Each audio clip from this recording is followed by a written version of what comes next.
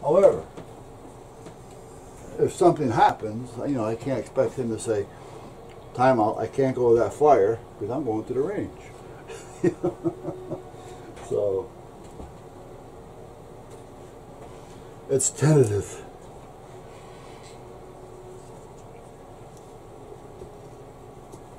So we'll see what happens. I think I may have told you the story about a friend of mine, Mike, who actually killed himself accidentally. How do you accidentally kill yourself? Well, by being stupid, not knowing, careless. Now it can happen, but he was all the above, and unfortunately it took his life. Mike used to be a teacher, and I've told this story before. Is it still running? Yeah. Mike used to be a teacher, and Mike used to teach carpentry at a trade school, which was Eli Whitney. And he had a morning operation, so you know, he taught in the morning, so he was out of there, you know, at a certain time. And he used to get to my store, because he'd come to the store every day and hang out. The store was like filled with a bunch of basket hangers. You know, friends. They come in, they have coffee, and they hang around all day. You know, so we call them basket hangers. But he'd come in about 11 o'clock. And he always kept a little 380 on his side or in his pocket, a little 380 backup piece. And I never really trusted him with a gun. I mean, not that he was careless with it and taking it out and playing with it. You never know he was really carrying it. But at the other side of the coin is, I don't think he knew how to use it. I think what happened was somebody gave him his certification. Oh, here, Mike. Or the chief at the time, because he knew the chief at the time, said, "Oh, no problem, Mike. Here's your here." Right? Gives him his gun permit. You know, assuming that it's common sense. All right? But again, I don't believe in that word. I use it a lot to try to identify with things because a lot of people use that term, but I don't believe in that term. However, he'd come in the store every day, 11, give or take 15 minutes, and I'd say, "Mike, what are you doing?" Nothing. All right, hang out and have some coffee. Not a problem. I said, "You want to go to the range?" "Nah, I haven't got time for that. You know, I got to be at so-and-so, or I got to be here or there, or I got to do this, or I got to do that." He always had something to do to where he couldn't go to the range. However, he'd be at my store until 2 or 3 o'clock in the afternoon. So, wait a minute. If you haven't got time to go to the range, but you got 2 or 3 hours to hang out, you know, we've got a problem here. Yeah. And the only reason why I wanted to get into the range is because, again, I didn't feel that he was adequate with a firearm. And I wanted to get him to the range so that I can feel him out, and hopefully, if he needed it, help him out, straighten him out, and get him some education in firearms. Because again, I didn't think Mike knew anything about guns. So there's to it.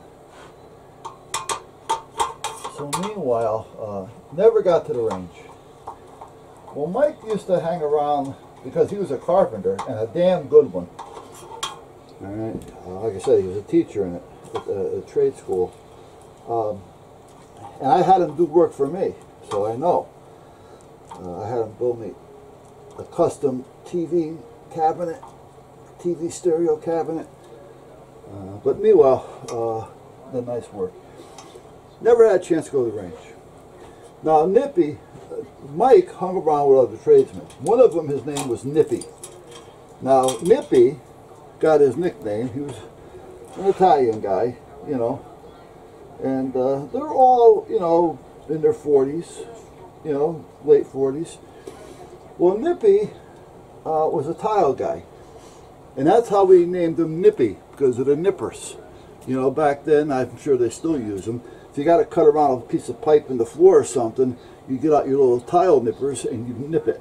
All right, so we started calling him Nippy, and that was the tile guy, Nippy. Well, Nippy was married, and he had an 11-year-old son, 11 or 12 years old. Let me bring this up here.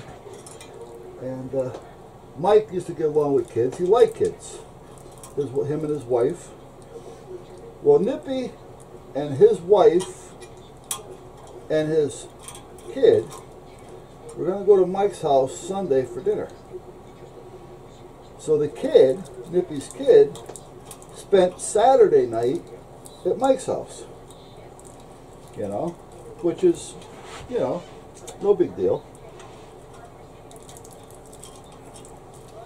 And I'm concentrating here at the same time. Well, Sunday morning, Mike had to go visit a friend of his at St. Raphael's Hospital. And again, Mike always carried a little 380. Well,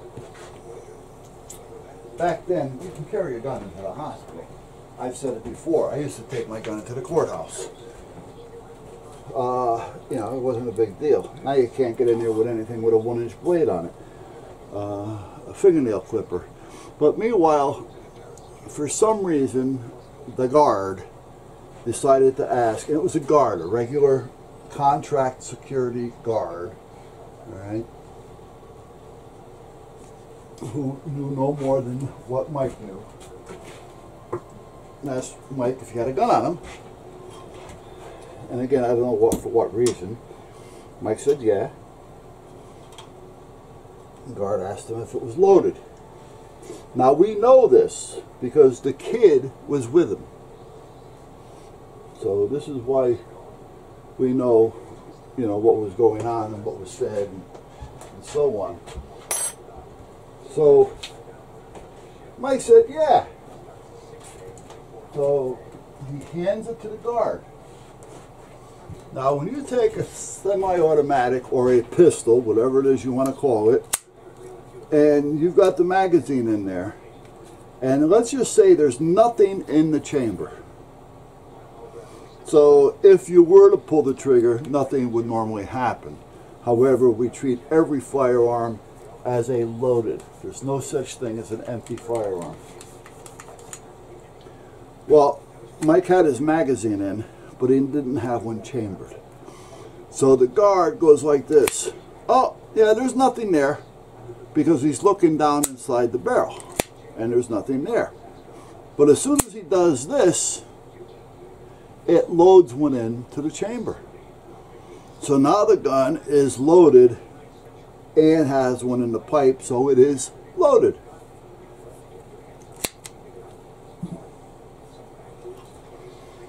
Mike puts the gun back in his holster because Mike doesn't know anything about guns, just like that security guard didn't. Anybody that knows something about firearms would know if you do this, you're chambering one. The firearm is now, what you can say, loaded. Even though it was loaded before, it wasn't chambered. So Mike takes the gun, puts it back in his holster, thinking it was the same way that it had always been. Nothing in the chamber. And his eyes wasn't loaded. They do their visit, they go back home to Mike's house, West Haven. Nippy comes back down with the wife. They have dinner. After dinner, they the wives are out in the kitchen cleaning up and doing what they do, and the guys were all in the two guys, Nippy and the kid and Mike, were all in the living room. And they're talking, and the kid wanted to get involved in the conversation more.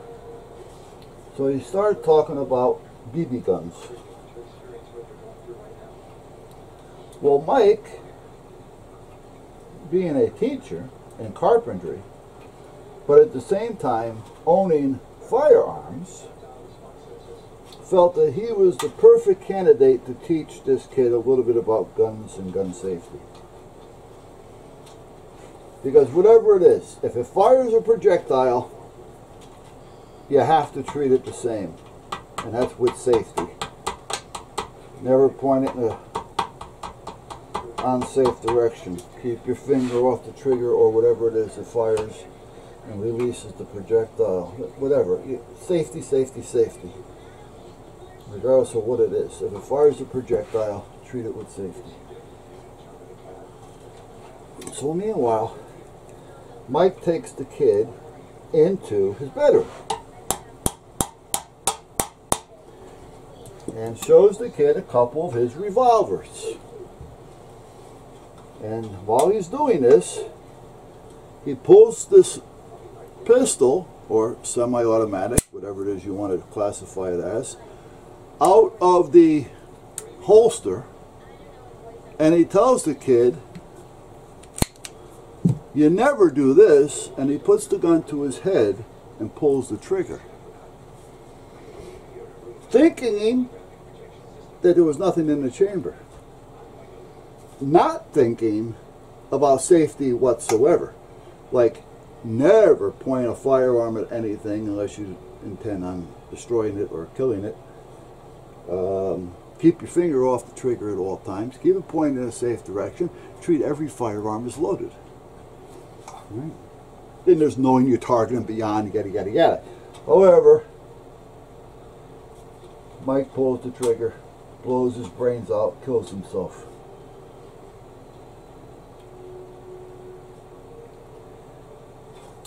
The kid was in therapy for I don't know how long.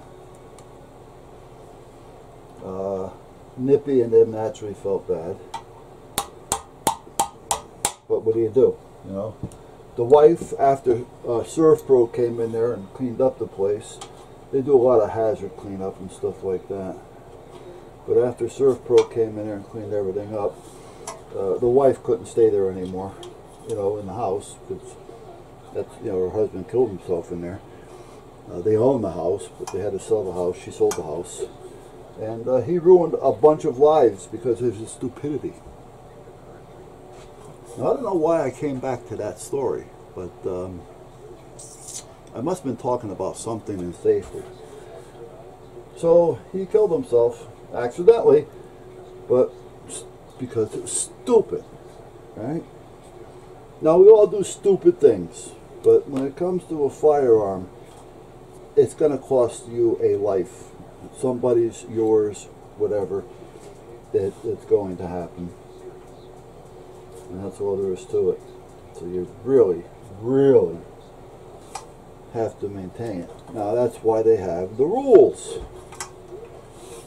If you live by the rules and it becomes part of your muscle memory so that you don't have to think about doing it, you automatically do it. That's what muscle memory is all about. Alright, we eat, we drink, we breathe. Every move we make, every step we take is muscle memory from day one. That's what it's all about. And if you don't take the training and the time to get it into that muscle memory, you might as well just pack it in, because nothing but problems after that.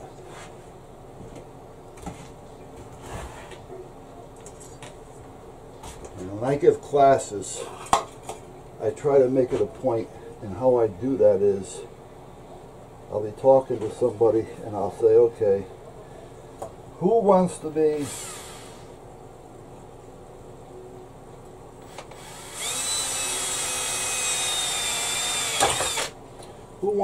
the guinea pig?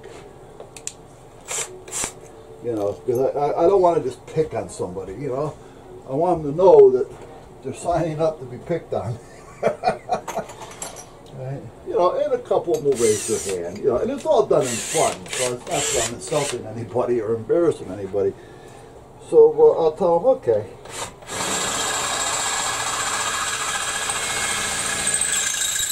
Well, that bit's shot.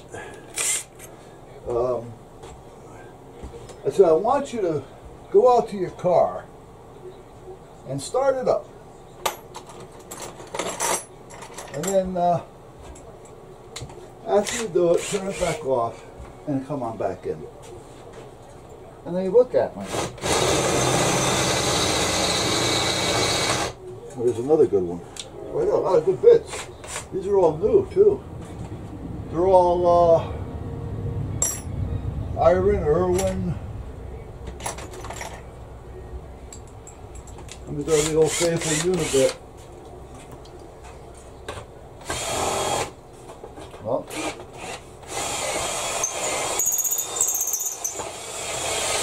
there, good. Now I'm going to go a little bit wider than that. Only because I'm going to put a piece of bushing in there.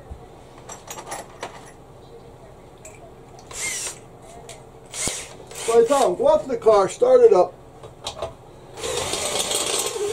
and then shut it off and come on back in. So now they're all looking at me like, you know, what's this got to do with firearms, you know. So the person goes out to the car, you hear him open the door, you hear the car start, because it's right there. You guys been to the club, I think.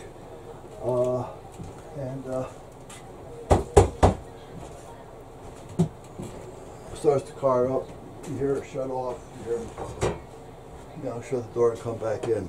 So you hear it, he comes back in, sits down. So I said, okay, what'd you do? And he looks at me with everybody else looking at me with this stupid look on their face, like, why am I doing this at a gun class? Where is this going? Well, it makes sense to ask. So I says to him, what'd you do? I said, what'd you just do? He says, I did what you asked. I said, well, which was that? He says, went out to the car, started it up. So I says, okay, now explain it to me. What'd you do?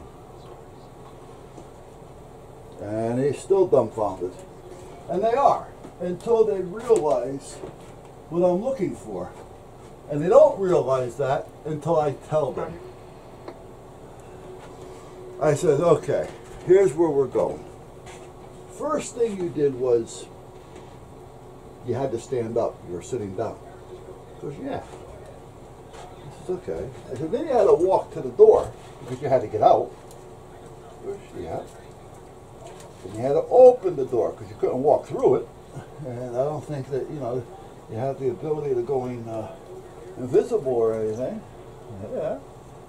Then when you open up your car door, does it open by itself or did you? Oh, I had to open it. Okay. How did it start? I had to put the key in and start it up. Okay.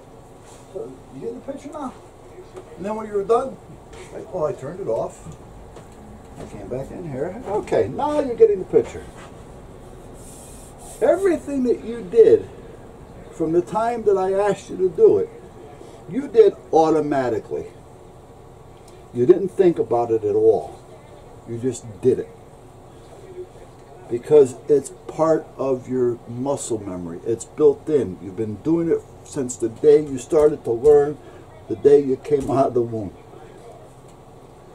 Right? And that's what it is. It's all part of it. You're breathing, you're thinking, you're walking, you're talking. Everything that you do is muscle memory. People die because they stop breathing, because they forget to breathe. Right? They lose their memory. They forget who they are. They forget who you are. Next thing you know, they're forgetting how to breathe. I said, so, when handling a firearm, it has to be programmed into your muscle memory. And it has to be done right. So while you're doing this, just like you're in school, you ask questions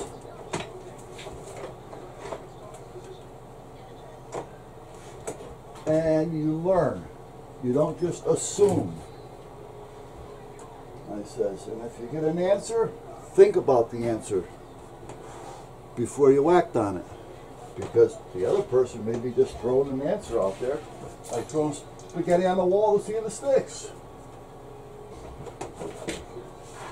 So you have to do what you have to do. You have to think about it. Right? You don't just jump at it because somebody said so. You don't jump off a bridge because somebody said jump off the bridge. I mean, not unless your life is at stake, but you know where I'm going here. And then once you've got it down, you're not going to put it into muscle memory until you start to practice it. That's why you go to school for 10, 15 years. Right? To learn and to practice. Spelling a word.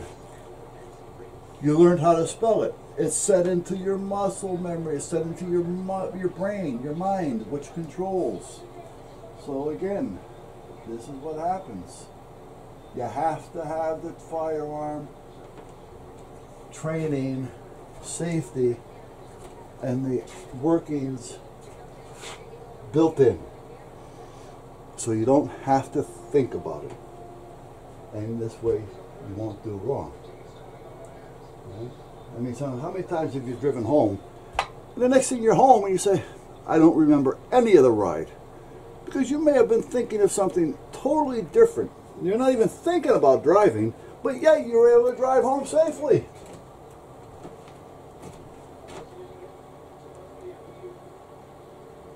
I'm looking for something again.